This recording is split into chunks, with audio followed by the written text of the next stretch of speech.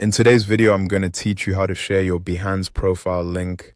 If you want to send your portfolio to a client, include it in a resume or post it on social media so people can quickly view your work. Sharing your Behance profile link is one of the easiest ways to do it. The process is very simple, and once you know where to look, it only takes a moment. To get started, log into your Behance account. Make sure you're signed into the correct account, especially if you manage more than one profile or have multiple Adobe-related logins.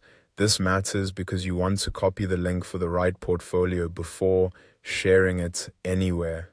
Once you're logged in, move your attention to the top right corner of the screen. You'll see your profile icon there. Hover over that icon to open the account menu. In the drop-down options, select Behance Profile. This will take you directly to your public profile page, which is the page other people will see when they visit your Behance portfolio. After your profile page opens, go to the address bar at the top of your browser. This is where the full web address for your profile is displayed. Copy that web address. On most computers, you can do this by highlighting the URL and using your usual copy shortcut, or by right-clicking and selecting copy. It's a good idea to quickly check that the link looks complete before moving on, just to make sure you're sharing the correct page. Now that you've copied the link, you can paste it anywhere you want to share your Behance profile.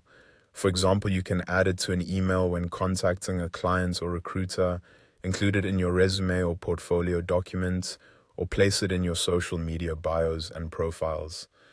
This makes it easy for anyone to click through and immediately see your work, projects, and creative style. If you want a quick tip, it can be helpful to paste the link into a note or document first and test it before sending it out.